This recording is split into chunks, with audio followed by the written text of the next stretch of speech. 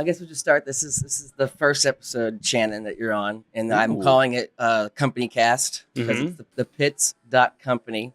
I'm gonna show everyone. Did you know that? Yeah, You did? kind Okay, I of. added that part in. Some people don't know I added that I part kind in. of just know the Facebook page. Yeah, that's right. Could be 100% Like that's on. when they sold. You know, when you go get domain, they give you like 60 Oh yeah. domain names to choose from. Sorry, you don't have headphones, by the way. No, it's Too fine. lazy to hook that up. I don't need to hear. You don't this. need to hear yourself because Yeah. it's the only reason I feel like I'm gonna do this. I want to hear myself talk. Yeah. But I got the pits.company. That's the Mhm. address. Yeah, So when I thought that was cool. When I got my website, shambones.com, first plug, I went, yeah, the list came down. It was like .com, .biz, and it got to the point, there's a point you can get .pizza. Yeah. And Yeah. I thought about it, but it was like, I want to say it was like $40 more than just whatever the .com That's was. funny. And I went, yeah, it's funny, but the upkeep, I'm not paying $80 a year or whatever I was paying at the time. That's hilarious. I'm just start having that problem because I got all these domains from stuff I use. We did that millennials, and then have the partyshow.net, and then I know there's other ones, and eventually I forget about them or they're recurring, and all of a sudden I get this like bill for like $60. I was like, Yeah. Shit, GoDaddy. And will you just have them all reroute to something on one page, or are you gonna I just do keep that them all sometimes. separate? Yeah, sometimes I have a built page for them. Sometimes I have it reroute. We want to reroute it like yeah. how ZachHudak.com reroutes to BlackLivesMatter.com. Forgot about it. R.I.P. Oh, that's sad and funny. No, R.I.P. to the GoDaddy commercials that were real. Like, you have to go online to watch them because they're extra sexy. Not Zach Hudak. No one cares. No one does care. I feel bad saying that publicly. It's okay. No, I don't. No, no one does. No, I don't. I just feel bad because there's a camera in my face and a microphone in my hand when I said it. I'll feel the tone later. Oh, you're going to edit out. You know what? I would like you to edit out the fact that I don't feel bad about Zach Hudak dying. But leave that part in. Leave that part in. Edit the first part out, but leave in what the edit was. Okay, right. We'll have us just talking about there it. We Actually, go. I'll make a separate cut, too. There. We'll have the Instagram loop for you. Oh, is it just a loop of the footage just you cut? That footage. Perfect, yeah. That's what we need. So I had a couple weird questions, but one thing, every time I ever hear you talk at the bar, you always seem to be like an expert at something. And I'm just like, am I just timing it up where you're just talking about something you're passionate about? Or are you really like an expert of everything? No, I just know there's just certain things that I know a lot about things that I am passionate about. Because there's I guess I kind of fall into the category of a guy. I know a little bit about a lot of things. Yeah. But there's certain things that I'm really passionate about that I know way too much about. Like what? Give me an example. The first wave of LA punk. Okay. Yeah, there's a lot of music stuff and specific writers, and so it tends to be more art and entertainment things, movies, video games, and such. Hey, what's going on, man? How you doing? I like and things like that. But I don't want to brag. I can also change a tire. Well, I say I was just always intimidated. I think when I come out and we'd have a conversation, you were always going to be leading the pack, and it just like it was just like, is he making stuff up? Like, I was like, I don't even know, like, how do you have a conversation with Shannon? I'm not even sure where to start sometimes. It's just like so much stuff. And where were you working here before? Where were you working before this? Before I was working here, I was in school. I've been here since November. Right. And when I was in school, I kind of just did anything to keep the lights on. I was driving for Uber and Lyft and Uber Eats. And I was cooking in a bar in Squirrel Hill once a week. I was doing home care with a developmentally disabled man, painting apartments in Oakland with a Greek guy on the weekends who... So you are an expert in everything. I mean, I've done a lot of things. Yeah. I ran a shift in a concrete company. I've run shipping and receiving in a warehouse, made pizzas. Now I cut hair. Now, is this like the best thing you like? If you hit a couple spots where it's like, dude, that one's shit, or now that you're doing hair, you're like, I could do this for a while. Oh yeah, I mean, we're a shift in a concrete factory as a shift supervisor. Crazy money, but all it did was my concrete year was like I barely did comedy. Or when I did, I wouldn't look back on those shows and be like, I'm glad I filmed those, I just feel like all I got from that was a bunch of money because it was stupid money. Yeah. And, It's and harder work. it paid down a bunch of my debt to make it paved the way, Ha. for me to be able to go to barber It's school. supposed to be a comedy podcast. Here we go. Get one in there. Yeah. Strap in, motherfucker. Because, I did that and I was like, this sucks. All I'm going to do is end up with is mesothelioma. And I'm working 11 and 12-hour days to little to no applause. I'm going to quit. And I quit and took the summer off. That's what I was going to do. I was like, I'm going to take the summer off. And I went out on the road. Yeah, I went out on the road with Owen Straw, and we backpacked across America in a car doing comedy. So there was no backpacks, actually. And then when I came back, I was sending the resumes out. And I went, because I got this cushion. What I'm going to do, I guess I'll go back into warehouse, like shipping, receiving or something. I don't know. Then one day it kind of hit. I went, fuck this. Why don't I do what I've always wanted to do, which is cut hair? So I used that. Thankfully, I was able to go. I got accepted to the school, and then I just did whatever. But I haven't had a full-time job in like 2 years. Yeah. And this is what I've always wanted to do. But when I graduated high school in 1999, they didn't have an accredited barber school. Okay. So it was like to get a license, you'd have to get in at a barber shop and apprentice. Oh, wow. And it didn't seem... Probably, yeah. It didn't seem the right way at the time. I was not super self-aware, but at least self-aware enough at 18 to be like, no one's going to want to take me on. No, it's like that kid right there. He's got it. I could see I walk his in. eyes. Yeah, I've got my Drew Carey glasses and a master lock around my neck and Liberty spikes. I'm like, I want to be a barber. With the video podcast, I can find that and pull that up. And that that'd be bam. There's tons of those pictures on Facebook. I guess that's what I was really getting into. It's like, because I met you through comedy, obviously, and I've figured that's one of your bigger passions. And I kind of like, this seems like almost a reason for comedy. Like I can do hair, which seems like an easier, better job that you'll like, and still have time for comedy. You're having comedy here in a couple weeks, I guess. Yeah, I'm gonna have a show here on May 25th at 7 p.m. It's it coincides with Alex DePula's final Not So Secret show at 9 o'clock. So I'm hoping that people that come to this will double dip and go to his, because Alex and Pat Sievert, who's headlining Alex's show, will be on this one. That's like kind of just down the hill, right? Yeah, you can basically fall into the next show. I think it's 11 minutes door to door, because I've gone from here to Alex's show.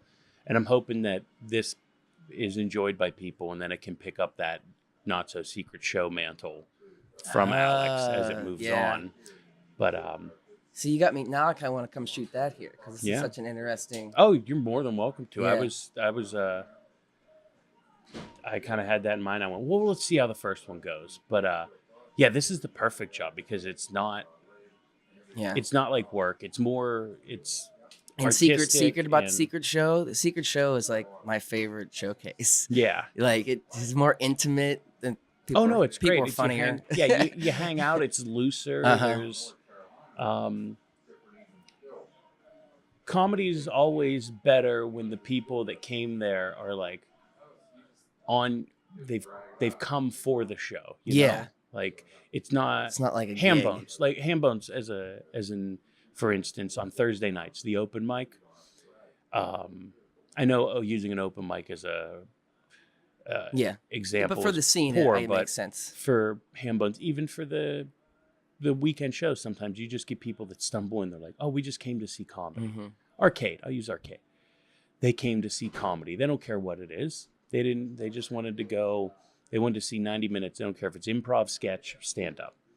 A secret show. It's like there are people that are like, "Yeah, we came to see these comics." Yeah, we it's not came even to just see comedy. stand up. It's like we I want came them to see Doug or Ben, whoever name, Yeah, I've seen. Cool. Yeah, I've seen Dan Alton's. Bad example, but because he's very comfortable being super loose. But it's like, I've seen Dan Alton at Ham Bones doing normal stuff. I want to see him do a laid back. I want to see new material. Kind of thing. Yeah. Maybe it's that too. It's just the feel. The whole show is always so different. The vibe, and the whole thing. Am I holding you up still? No. Aaron Clapper liked one of my tweets. I don't want to brag. Sorry, he liked one of my LinkedIn posts this week. Oh, yeah. You're on LinkedIn. I am moving up on the world. LinkedIn. Got my Aaron Kleiber like on there. So, big things happening. Big things. So comedy-wise, now that you do work here, do you feel like you're going to venture out more? Is it even, or now you're just...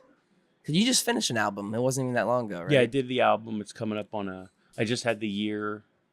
I recorded it a year ago, and we're coming up on a year of it coming out. Mm-hmm. I got some festivals. I'm at Whiskey Bear next month, and I've applied to a couple other festivals. Now that I'm back on my feet, I'm not working 4 jobs. And I called it 5 jobs if you counted comedy when I was in school. So it's nice. I have breathing room, and I'm starting to get a cushion looking again. for a job's a job. Yeah. Yeah. And I'm going to venture out to some places. Try to move outside of the city, but also I'm happier. This whole gig is most of the time. I feel like you're good at like comfortability. Like you're still building momentum, but it's you're not panicking. Like I feel like sometimes I am, other people are. So was this podcast when I first came out, or the idea was I was thinking of calling it the D pad. It was just going to be me.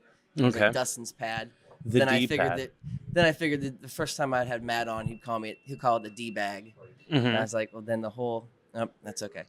And the whole thing would fall apart, and then so I didn't know what to really call it about it, but I wanted to kind of get more into like technology and media, and maybe I know you actually responded, or maybe I responded to your tweet about getting off Facebook and how it's like trash and garbage, and stuff. It's like, how do you feel?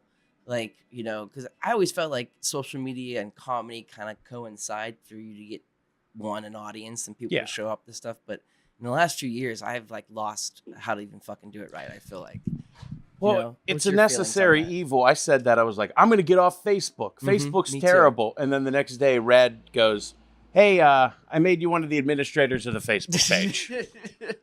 So. Well, that's what I feel like it is. I feel like I personally have wanted to get off Facebook, but now job-wise, I feel like I need to be on it. And that's funny how you said you're on the page, for just the pages. Oh, yeah. You can't advertise the barbershop.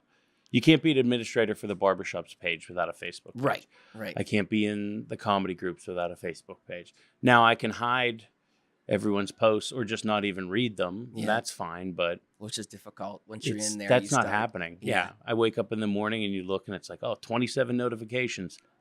Let's see what happened. And then it's, it's a combination of twerking videos and political posts and... those the videos where people make a recipe super fast. Yeah. I watch those too. Those are super addictive. Yeah. I can watch those forever. And I feel like it almost ruined my life over the last couple of months. Like, this is not what it used to be. Like I'm just getting locked in for other things. Oh yeah, I do everything. I spend most of my time on Instagram or Twitter. I put jokes on Twitter now, and I used to double post things like. Yeah. Put them on. Yeah. And I know people that still do, but. I always personally find that annoying. Like, at least because I figure like each social media has its own way of like humor. Mm-hmm. So I never liked when people used to take a funny tweet and then take a picture of it and put it on. I don't know. That was maybe a pet peeve of mine. Yeah. So where do you think it is? And where do you think the funny, like the most interesting social media is now? Because I feel like it's not Facebook anymore. Oh, no, it's definitely, for me, it's Twitter. It's still Twitter? Yeah. Has it always been Twitter for you, or? Yeah, for the longest time it has been, yeah. I feel like maybe I picked the wrong media to because I feel like early Twitter was when everyone was trying to figure it out, it wasn't that good. Yeah. Like where James Gunn's tweets that got him fired came from. Yeah. It was just really the wild, wild west. Yeah. Of stuff. It was a thing that I remember when I first got Twitter, I was like, oh, so this is what Twitter is? I don't like this because it instantly gave me FOMO with the people I follow. I'm like, so they just show up in the line and you can just tweet at any time and I'm never going to be able to catch up with this. Yeah. Like I thought there was going to be a point where I'm like, so I can scroll down and I'll just eventually hit the beginning of Twitter, right? Like I didn't even understand. On Instagram, there is actually a thing that says you've caught up. Have you ever been that far on Instagram? No, I've never been. Oh man, maybe I need to follow more people. There's been times where I'm on too much, maybe where it actually will have like a little check mark and it says you've caught up to everything, and I was like, is this the end? Is this over for me? I've been on it. I've scrolled on it so long that at the top it says 3 new posts. Then you're in it forever. I hate that. Yeah. Yeah. Man. Well, that's cool. I think that's mostly what I wanted to talk about. Is there anything you want to talk? You want to ask me any questions, Shannon? We haven't seen each other in a while. No. How do you feel about plus size now that it's done and out? And it's so weird because out of everybody, I've worked on it the most, and that's also just because of the editing mostly. So not only have I worked on it the most, I'm the one who had to polish it. So there was like a time that I hated it. Like towards the end when it was done, I was like, and like they wanted a few more cuts. I was like, guys, I can't even, like, hated it so where I just couldn't, had no it doesn't matter if it was the greatest, the best, just had trouble watching it. And now that I'm pulled away, it's like I really like it, but it still doesn't have that like, man, we're gonna take this and go somewhere with it. It has that like, okay, we did it. There's good things and bad things. You know, if we had to do something again together, we would definitely make something better. But it doesn't. I think everyone has that feeling where it's like, let's move on from it. It's weird, but sometimes I'll pull out certain scenes and be like, okay, this scene's good, works for me. But it's tough to, I think, watch from the beginning by yourself. If you're watching it, it's tough. If you're with some people watching it the whole way through, I don't think it's as bad. Yeah. Yeah. But that's my super critical, I spent so much time on it view. You know, when I'm away for it and I watch it, I'm like, oh, I like it. Yeah. I get how that is because after recording the album, I had to listen to it because it was 2 nights put together. And most of it's from the first night at Club Cafe.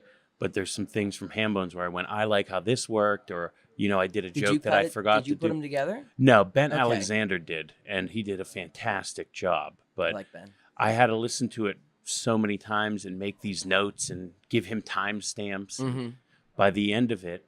And it's not just it wasn't just one night. I had to listen to the same set delivered slightly different, 2 different ways, so many times to the point where I went, I don't even know if this is funny. Yeah, yeah. Like, are these... This is what happens, Is this collection of words good? At least you had some laughter to, like, gauge on. Yeah. You know? But even then, I'm like, I feel like they're placating me. Yeah, you know? Yeah. And that does happen sometimes, too. It's tough. Yeah. You know, if you don't have... It's the bigger the audience, so you have less of the problem. One thing I did notice... even though there was a small group of people when we showed it at, I guess that was Hambones, was I did edit it some places too tight where they actually did get some laughs. And I was like, oh man, now you can't hear the next dialogue. I should have held back. And that's from me being so used to mostly putting stuff on YouTube where people are just ba ba ba ba ba ba ba. And I was like, oh, that actually was funnier than I thought and should have gave it a little time to relax. Yeah. You know? Feel so critical about it, talking about it. I do like it. I like overall like it. You should be proud of it. Everybody that worked on it should be proud of it. It's a funny script. I'm hilarious in it. Right. And you did a great job editing. So, and that's your clip actually is on the Pits on the Instagram. That that entrance. That's I've shown that to a few people and they're like, that's, you know what? Wow. Just wow. Wow. Yeah, that's exactly. I actually had the most fun on that one because I don't know if you noticed, I have you come in 3 separate times on purpose. Yeah. Like you eat it 3 times and it was obviously on purpose. At first it was just the rough. That was my favorite shot I was like, of I'm the leaving whole... that in there. That's hilarious. Yeah, that was my favorite shot of the whole shoot. Oh, sweet. Because I don't know if you remember, we were all blazingly hungover.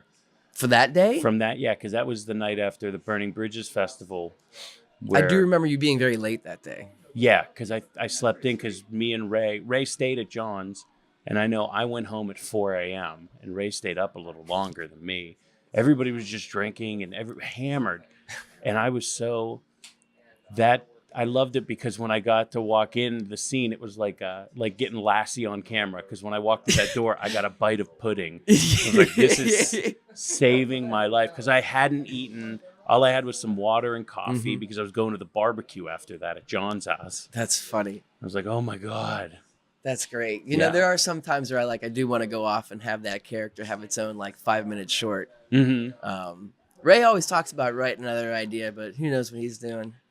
You know, It would be like never know, 4 years from now, we'll just end up like, you know what? Yeah. Let's do like a spinoff again. Okay. Yeah. I mean, you know, that's how it happens. I'd be down. Yeah. It was fun doing the Santavention, the second one. That was a few good hits. Yeah. Hits on there. But yeah, that's how I feel about it. It's good. Mm-hmm. I'll probably be putting out more like clips of it over the next couple of weeks, just because now we're at that point where like people need to watch it. Yeah. Yeah, I'd love to do more stuff like that and the Pittsburgh Dad auditions. That was really funny. That was a lot of fun. That's actually one of our best or better sketches. Yeah. Yeah. That one. Norlex is the perfect button on that. That is so. He is too. Maybe I need to just take that clip out and throw it out there so people could watch the whole thing. Yeah. I like the bit. I liked Aaron's bit. I like Matt's bit. I'm a fan of mine, but with all of them together, and then with I like Aaron. See, Aaron won't let me put it on. I think he thinks he's being too aggressive. Well, it is dark. He is a little aggressive. It is but it is a real. Maybe that's why everyone else really likes it. And he's always a little about it. I get it. Yeah, because it's not on brand for him. When he went into it, he was like, "I'm gonna play this guy rough," and then I don't think he realized like.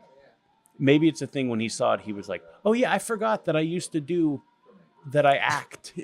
Like, because he got into it. He did, too. And I think he has forgot that it was a separate, not only was it him doing that, like, we made it a separate clip. Yeah, it was a separate clip. Because it was supposed to be like, oh, this is the Hanafa, and then all of a sudden and shown separately, and it was real hard. Some people forget. That's funny. Well, Shannon, I think that was a decent first episode. All right. I think we did all right. Yeah. Don't want to go too long, people falling asleep. So you probably have work to do. Actually, you don't. I'm gonna do some things. I got stuff to do. Okay, I want to do this long reach, even though the camera's off now. Across the bar that's in the back of the barbershop, 4133 Brownsville Road. Oh yeah, give all the plugs. Yeah, Red's Barbershop, 4133 Brownsville Road. Nice. Come on in, get a haircut or a shave. And things. You can go to my website, shambones.com. My album, Human Raccoons, on Spotify and Tidal, apparently. Yeah. And all that. And yeah, it's any social media, it's at Shambones, and there's a Z at the end. You gotta add that. It will be video, even though I'm done shooting. Oh, okay. You'll put a scroll. It'll just be a picture now. Yeah. So if people are still watching, it's just a physical picture. Okay, and there's a picture, and it says like... And a scroll. Yeah. So that's what's happening. And can you put at the very end of that scroll, I want to 69 Sally Wiggin? Yes. Okay, 100%. Perfect. It's actually, we'll put it on the whole time. Okay. That'd be even better. All right. Awesome. Thank you, Shannon. Hey guys, thanks for listening. Once again, my name is Dustin Dowling. I'm a filmmaker, creative director, and I run a company called Machine Crew Media, where we make custom media campaigns for you or your business through video and social media. I really want to thank all the Patreons who do their patronage to the Pits, and that's how you're able to listen to this podcast. I want to thank our guest again, Shannon Norman, who you can find on social media as Shambones, and you can find me on social media as The Beardy Boy. Be sure to check out The Pits. It's thepitts.company if you go on to Chrome or Safari or whatever browser you prefer. Does anyone out there, everyone needs some video stuff? You can hop into my DMs and we can figure out what I can make for you. And I hope you guys keep listening, and I'm going to keep making stuff like this. Thanks. See you next time.